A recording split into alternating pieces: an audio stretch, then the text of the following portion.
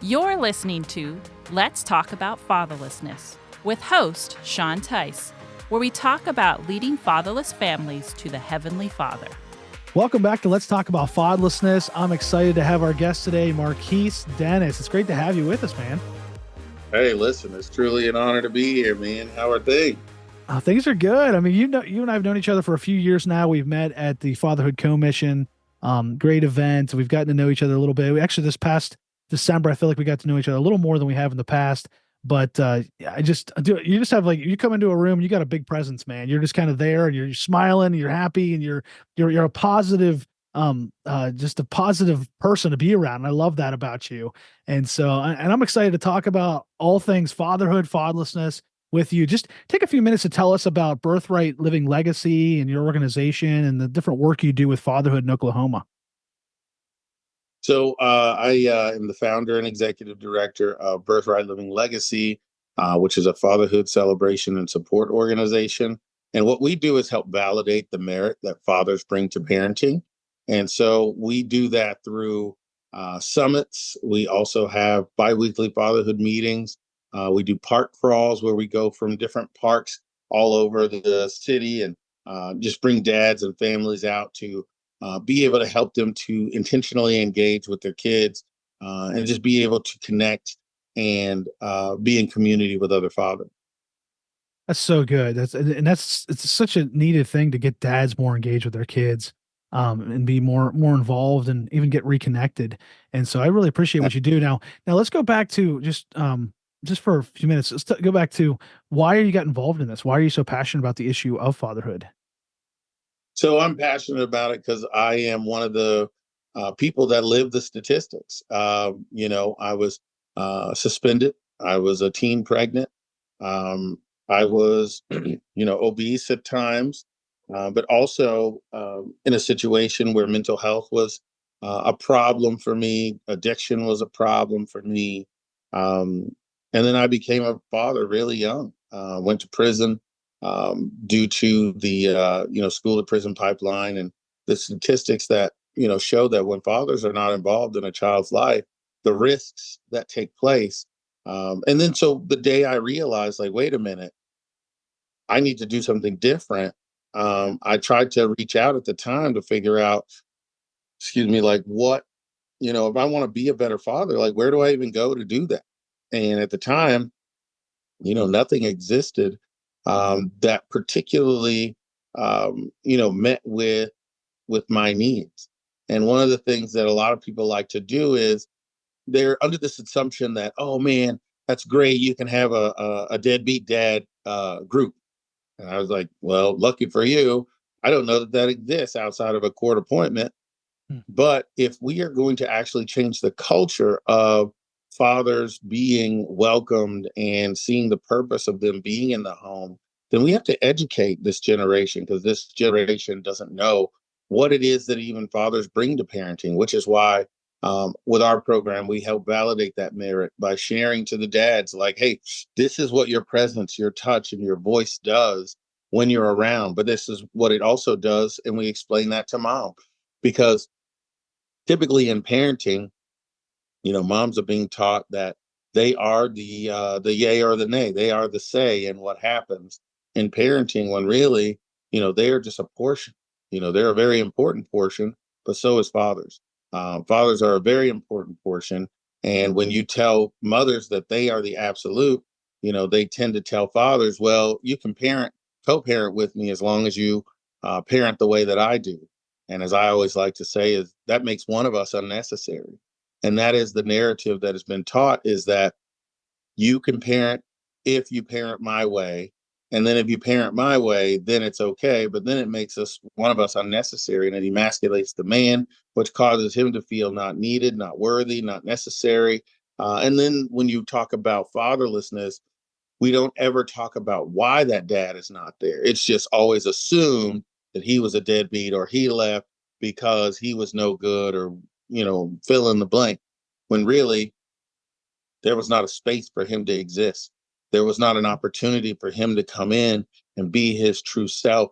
There was not an opportunity for him to understand the thing that he's saying, that he's doing, that he's participating are adding value not only to that child, but to the relationship and helping the mother. That's so good. Now going back to young little Marquise, what was your story like with your dad? What happened with that, if you don't mind sharing? So, I mean, obviously, my dad wasn't around. And I was told my whole life, he didn't want to be around. He didn't exist. He just was a guy that, they got pregnant and, blase, blase.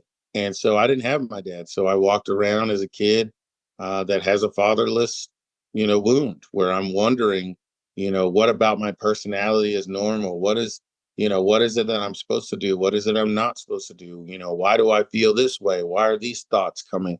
And so I had to rely a lot on culture and the people around me, my environment, to influence me on what right and wrong was, or how I should be or shouldn't be. I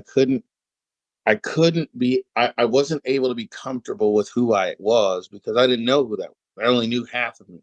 And then when I did bad things, or when I got, my mom's nerves, she would say, "You just like your dad." Well, that sucks for me because now you're subliminally telling me to hate half of myself. Hmm. And so the verbiage around that was, you know, everything good comes from mom, everything bad comes from dad. And that's simply just not true.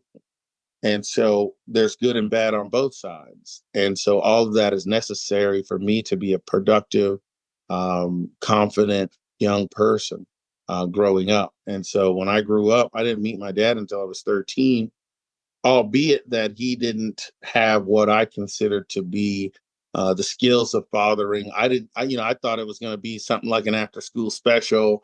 We were going to bring out all these balls and start playing catch and, soccer and all these things. But in real life, what happened is he still had to work. He still had a family he had to take care of.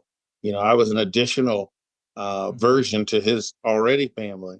And so until you understand the dynamic of what it's like to pay child support, to be in the system and all those kinds of things, you can't really understand what it means when you say, fathers don't want to be involved.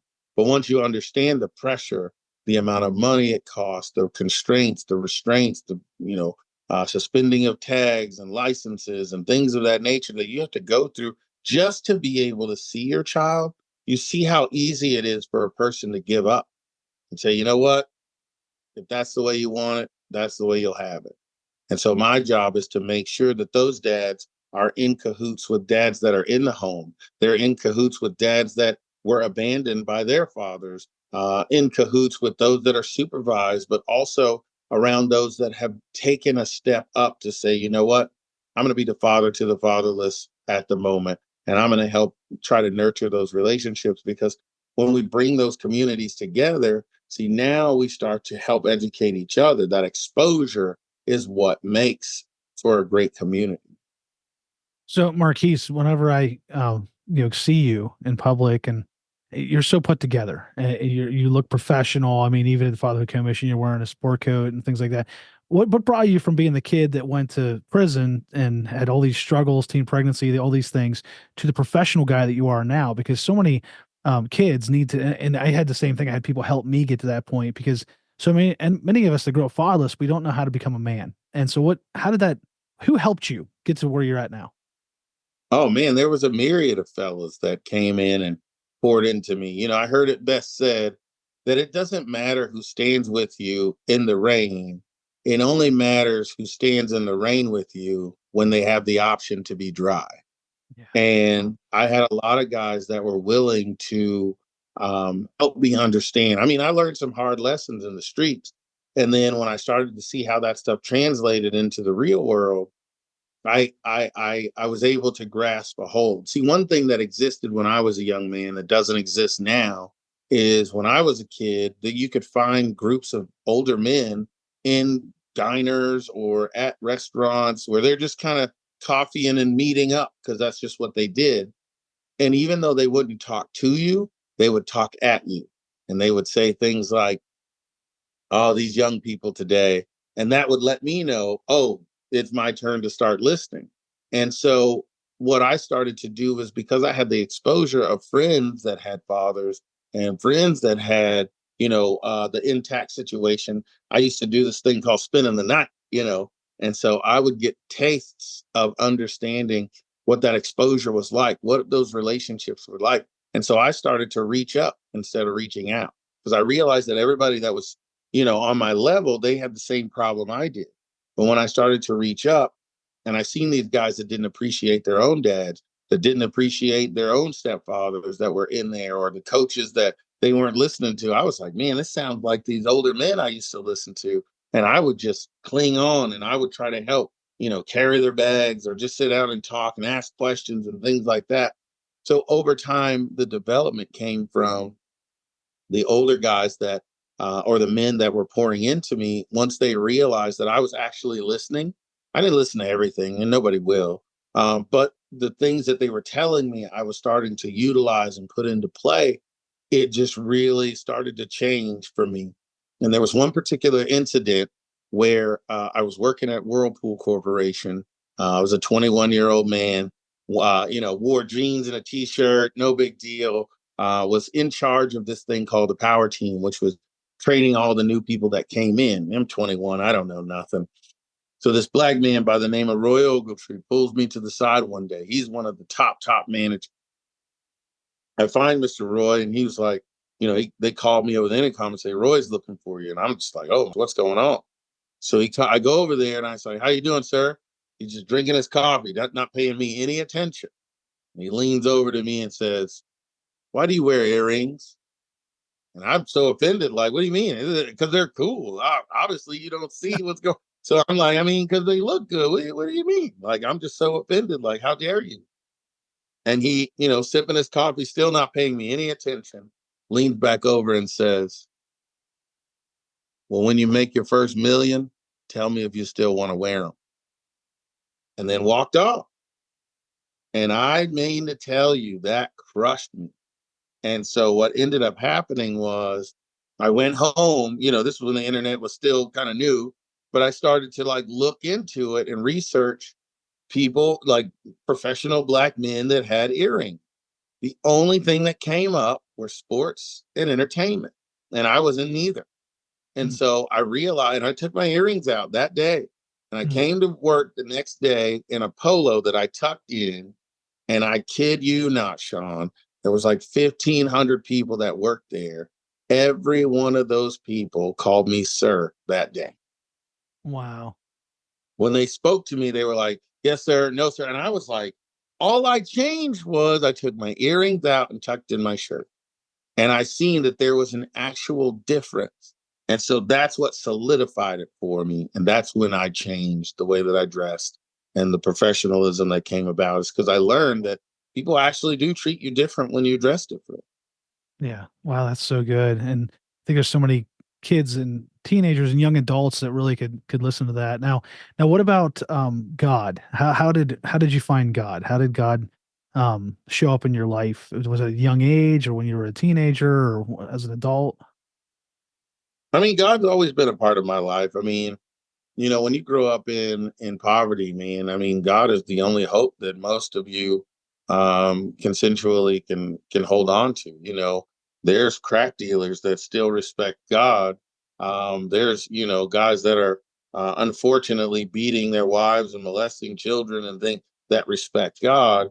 But God didn't become real to me until I got arrested. I was in the process of buying 3 keys of cocaine, in the waiting of 20 kilos of 20 kilos of methamphetamines that were supposed to come, and thousands of pills that I was supposed to have prescription delivered to me here in Tulsa. And when the FBI, the CIA, the ATF, the ICE, and all the other alphabet boys, the FBI, the U.S. Marshals, police, fire, all of them came looming down on me with helicopters and choppers and all the guns and AR-15s pointed at me. I remember looking up in the sky and I said, okay, God, I hear you. And Yeah. I haven't turned back since. Wow. Wow. And then was there a time of when you got connected to a church, discipleship, stuff like that after all that happened, or?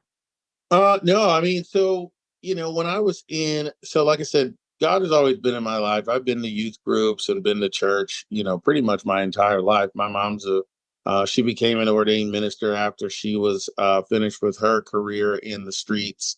Um, and so, like I said, church has always been a part of it. It just was not real to me until that moment. Because after that moment was when I had an opportunity to realize that I had to make a decision. And if I didn't make a decision to do what I needed to do, then nobody was going to do it for me.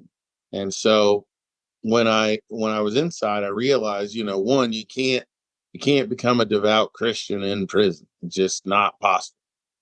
Because unfortunately, the only thing that you can do while you're in prison is, you can visit when there's people that are coming from the outside, but they assume that you're a child molester or you're a snitch if you have all of a sudden decided to follow Christ once you come into jail.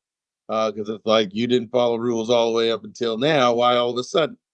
And so there's a stigma for the guys that are in prison or in jail that are serving God, which I learned to be actually true.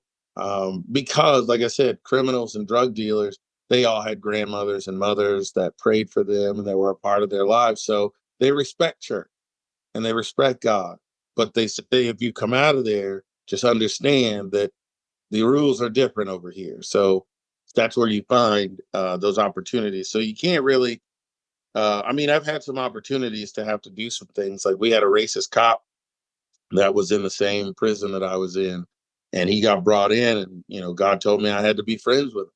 And not only was he a different race, but he was a racist cop, which was awful because it was my cross to bear, and I didn't want to bear it. But what ended up happening for him is he got the chance to ask me. He said, "Why are you so nice to me?" And so I told him, I said, this Bible tells me that regardless of what you've done in this lifetime or the next, my job is to show you the love of Christ.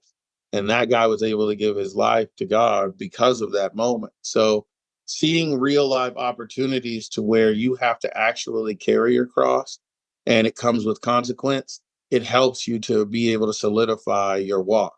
But when all you have to do is say a prayer and just keep going about your day, what difference does it make if your behavior changes? What difference does it make if your habits change? You see what I'm saying?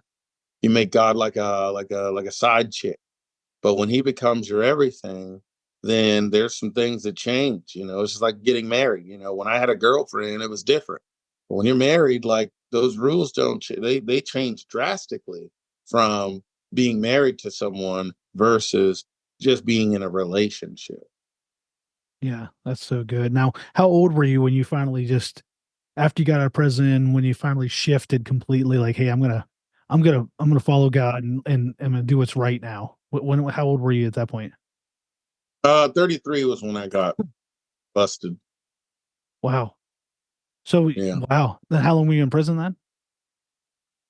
For 48 months. Okay.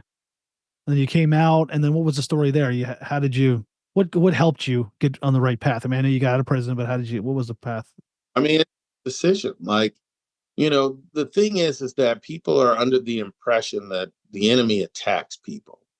That's not how he works. All he can do is give you an option. Just like if you go back to the garden, he can give you an option, but he can't touch you. He can't do anything to you. You know, he can just give you an option, Yeah. to give you a choice. The choice is what makes me, because I had to make a decision. Am I going to drop everything and follow God? Or am I going to continue with what I know? And there was opportunities that came, excuse me, where the Holy Spirit was really able to, manifest itself in real life and say, all right, what do you want to do? And I had Yeah. to really make a choice. It was when I was at my lowest point on the outside, trying to do the right thing, trying to stay pure, trying to stay holy, trying to live the right life, making $10 an hour, which is not enough to even pay for your gas. Working at a dead end job, or at least I thought. And I had the opportunity, because I was broke and busted and disgusted at the time. I lost all of my clothes because they got ate up in storage. Rats made a bed out of them. So I Mhm. had nothing when I came home. My family was all I had.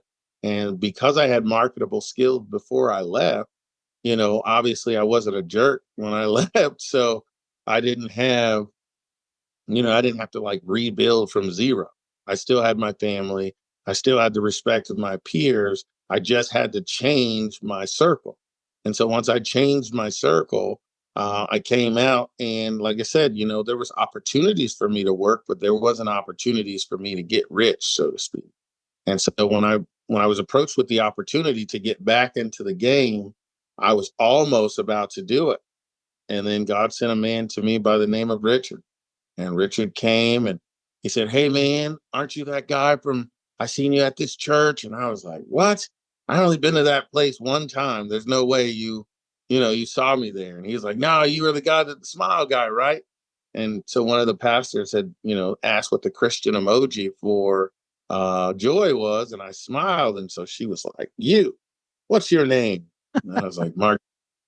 He was like, "Stand up and show everybody what a smile is." So I did like this weird Miss America wave. And so when I did that, he was there. And so he remembered me from that, told me that he wanted to hang out. And he was like, "Hey, man, we got this group of men that meet on Tuesdays. We have a discipleship, da da da da." And I was like, "Yeah, whatever." And then I hear the Holy Spirit say, "You said you wanted new friends." I was like, "Really, bro? Like, not right now. Like, I don't got time for this right now." Because I had just ran into one of my old friends who had told me like whatever I needed. Just heard I came home, give me all the money I needed to get started back in my street business and go back. And I was just like, I was excited. I was like, this is a blessing in my head because I was so tired of being broke. Well, meet this guy Richard. Literally 10 minutes later, and so I was like, "Okay, well, let me get your number." He was like, "No, give me my phone. Here's your phone." And so he like was adamant. And so give him my number. And then so I jump back in the car, tell the young lady I was with, I was like, "Nope, let's go. I'm trying to, go back. I've made that firm decision. I'm going back." Wow. And so get in the car. As soon as I shut the door, boom, everything disappears. Holy Spirit pops up on the dashboard and said, "All right, you have your two options. You want to go with what you know, or you want to drop everything and follow me?" And I was like, "This is stupid. Why would you ask me this right now?" I'm just like upset. And so he was like, and so I was like, "This is a trick question. I mean, obviously, I got to drop everything and follow you." He's like, "Okay." And so I did. And when I did, man, when I tell you God showed up in my life and opportunity after opportunity, and that's how Birthright got to be in reality. This is something that I created in 2000 and probably 2003 in my head, and started doing the work in like 2011. In fact, like, with the money I was going to make from drugs, like I was so ignorant to the process of what, nonprofit work was and how it worked. I was going to use the money, the process and proceeds to create this opportunity. And so luckily for me, I got busted on that first transaction with the cartel members I was working with. And so that was what saved me. And that's why I said, "God, I hear you." Because he saved me from making, I mean, if I would have done what I was going to do, I would have been liquid over $1 million cash after paying them back in just 30 days. Yeah. And so you can't go back to work after that. You know what I mean? Like, you can't go work a normal job after that. Excuse me. And then, the amount of weight that I would have been caught with, I would have never seen the light of day. Mm. It would have been way too much. And so those are the things that I just am really grateful for. But because I'm trekking with God and following his voice and the things that he has me doing, it gives me opportunities like the Fatherhood Co-Mission, opportunities like talking to you, opportunities where I get to impact fathers, not always from a Christian perspective, but just as a man perspective. Because what God showed me was if you help men understand where their position and place is in life, at the head, at the top of the family and responsible, he said, let them know that they're seen, heard, and valuable, but also responsible. And then I'll take care of the rest. Because, just like anyone, as a CEO, as a believer, as a non believer, when you are in charge and it all comes crashing down, you all look up and go, "Lord, help me." Yeah. And so that's what we're trying to do, is make sure the men are in the proper position, because in the proper position, then God can do what he needs to do and help them find themselves on their knees with help. Wow, that's so good. So you were so just to fix the timeline a little bit, I just want to make sure you were you met this guy from the church. That was what year? 2003 or 2011? No, I met the guy from the church in 2017. 2000 what? 17. 17. So you were at 2017, you were still kind of like, I'm not sure I if I want got, to go. got Okay. I got out of prison August of 17. Okay. So I And then met him at like that point, you took the birthright. Now, how did Birthright, when did it start up then? the Birthright as an official organization started in 2020. 2020. So we Okay. started organization in 2020. So what happened between 2017 and 2020? How did God line things up for you there? I mean, honestly, I was working at that job that I thought was just going to be a crap job. To be honest, I was making $10 an hour. The previous owner of the dry cleaning business that I was running, he had retired and sold his shares to the late wife of the gentleman that he was in partnership with. And so when he did, they were all super excited when I was coming back, because I worked with them for a little bit while I was on pretrial, while they were trying to figure everything out. I worked there and I increased business by 33%. So they were just like super excited when I was coming back. And so this lady, she doesn't know who I am. I'm just coming out of prison. She's like, "Who are you? And why is everybody so excited that you're here?" I was like, I don't know. I'm just a regular guy. And so she was like, "Well, what am I supposed to pay?" I said, "Whatever you want." I said, "Because then you'll see what I'm worth and you have to pay me that." And she was like, "I'm going to pay you $10 an hour." I said, "Okay." So, work, did that for a couple of months. She ended up firing my buddy, who was my boss. He was the GM, tried to put people in charge, got placed it to where I ended up taking over as the general manager. They did a whole story on me on the news because of that. They were trying to use my story as a marketing ploy, because the city wanted to do a thing called ban the box, where they were giving felons work. And so they heard about my story and wanted to do it, because my church, they did a story on me, and just God set up all these different things to help Yeah. it to where. So anyway, I was at a chamber event, and a young man was. I was talking to a guy, and he was like, we let's connect. So we went and had coffee, and he happened to be the speaker of the event. And so when we went to go, have coffee, I said, he goes, "Why do you work so hard?" And I was like, "What do you mean? I need to be rich. I need to do all the things, right?" And he goes, "I don't believe you. What are you working so hard for?" And so I tell him, I was like, "Well, one day I plan to start this fatherhood organization that bop, bop, bop, bop, bop." So I lay out the whole thing. And he goes, "Well, why don't you just do that now?" And I was like, "Well, because I don't know anyone, and you can't start a nonprofit out of nowhere." And they're like, "Sure you can." So he calls his wife from the other side of the coffee shop, says to her, "Hey, this is the thing. Da, da, da, da, da. Tell her what you told me." And so I tell her, and she was like, "Okay, we can get started next weekend. When do what week do you want to start?" And I was like, "Whoa, you can't just start a nonprofit out of nowhere." And they were Yeah. like, "Sure you can." And I was like, "No." So then a couple days later, I had a meeting that Friday with a guy. I tell him about these two crazy people, and I didn't even get to finish my story. And he was like, "Oh man, if you ever start that, let me know. I'll connect you to this person at DHS and this person that." I was like, "Hey, I don't know if you heard me, but you can't just start a nonprofit out of nowhere." And they said, "Sure you can." And I was like, "Oh God." So I was like, "Well, maybe I don't understand something." And then 2 days later, on February 29th, 2019, I was let go. My boss said, um, no, it was February of 2020. Yeah. February 2020, my boss said, "You put too many systems and processes in place. And I don't know that I would really need you anymore. You worked yourself out of a job." Oh, wow. I said, "Okay." And so she was like, "I don't understand what you're doing and how it's working." I was like, "I don't have control over your money.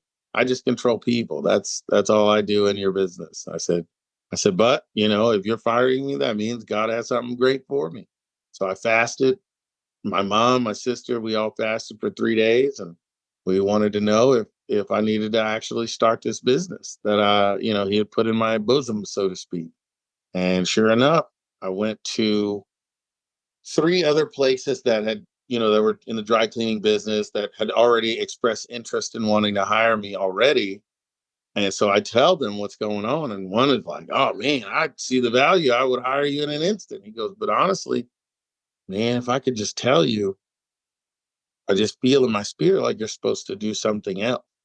He said, I would hire you in a heartbeat. And I said, but I just feel in my spirit you're supposed to do something else. He didn't even know about the fatherhood thing. And so I was just like, Dad, gummit. I go see the guy that originally told me to do it. And I tell him, hey, I don't have a job anymore. Are you hiring? He was like, absolutely. He goes, but honestly, I think you need to do the thing. And so he turns me on to this video called Jump from Steve Harvey. And he's talking to the Family Feud audience, talking about God put something special in every person. And if you don't jump off that cliff and learn to have faith, he'll never be able to carry you to the level at which you were supposed to go. He said, yeah, when you jump, that parachute ain't going to open right away. You're going to get some bruises, some scratches and scars. He said, but it will open. He said, your Bible at home, look in your Bible. It says that it must make room for you. And he said, if you really want to ever experience what living is like, do what God called you to do. And so I watched that probably like 8 times. And then finally it was like, all right, we're going to go ahead and do it. And so I started it and I went to work as the GM of a dental chain and started doing both. And this thing just started taking off like wildfire. Like, I was already, asked to be on a commission for the community commission for our syndicated newspaper, which is Tulsa World. So I was writing articles. I was supposed to write 3 articles, never written anything in a newspaper ever. And so I did my first one over the boyfriend-girlfriend complex and how people not getting married, what long-term effects it's actually having versus what we pretend like they're not having. Because everyone thinks it's more advantageous to, just maintain this open relationship. But what it really does is it creates this performance-based situation where nobody can feel comfortable because everybody thinks at any given moment, this person could leave or that person can leave. And it creates so much stress and anxiety. And you make these lifelong partnerships by getting dogs, animals, houses, cars, payments, and all that stuff without the commitment side of marriage. And now, once you split, now it's, all kerfuffled, so to speak. And so I just talked about that. And then the rest of them were dealing directly with fatherhood. And so, they got connected to, our local radio station who doesn't even read the paper. He doesn't like this particular paper and him are like devout enemies. And he read my article because somebody put it in his face and he was like, oh yeah, I want to have this guy on my show. Yeah. So I was on the show, literally zero prep. They called and said, hey, this is Marquess. I was like, yep. He's like, all right, you'll be on in 5, 4, 3, pop. And I was live on the air. Wow. So I just went in and started talking and put me on hold when it was commercial break, came back live on the air, no talking in the middle. Yeah, it was interesting. And so those are the things that kept happening. I mean, then I did a fatherhood summit and, planned on, we invited the governor for the first time. He was like, no, I can't make it. He's got all these things to do. Well, then last minute, literally the day before the summit, his people called and was like, hey, are you still doing that thing? And I was like, yeah. Is there any way the governor can still come? Because, he had this meeting with all these people and they all canceled for various reasons. And he's going to be in Tulsa anyway. We'd love for him to come. If he can come between 9 and 9:15, that'd be great. And I was like, he was actually scheduled for that time. So everybody else thought like this was planned. Oh my gosh, this guy has connections. When really it just was a fluke and God just made that happen.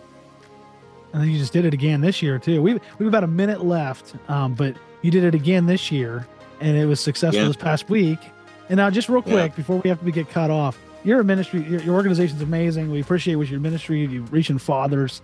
Tell us where they can find you. People can find your information, how they can stay connected to your organization. BirthrightLivingLegacy.org. or brlivinglegacy.org. You can find us on any social media site, any of the platforms, our website. You can also just call at 918-922-9445. That is 918-922-9445. Marquess, thanks for being on with us today. You've been a blessing to us. Hey, it's my pleasure. Thank you so much. It was an honor, Sean. Hey, thanks for checking out this episode of Let's Talk About Fatherlessness. We want to now challenge you to take the next step by either starting a single mom community group in your church or with your ministry, or by joining our network of God is My Dad churches and ministries. Isn't it a great experience to be able to start a single mom community group? Yeah, and it's just, if you talk to single moms, a lot of times what they'll tell you is the one thing they're lacking is that community, just a group that they can go in and they know there's no judgment. You know, everyone may not have the same situation. Everyone doesn't know what they're going through, but they can go in and they know there's no judgment. And it takes that kind of that restriction and that wall down for them so that they can share and then that they can grow in Christ. And our single mom community groups are a wonderful ministry. And if your church can start one, we'd love to have you. We can help you get set up.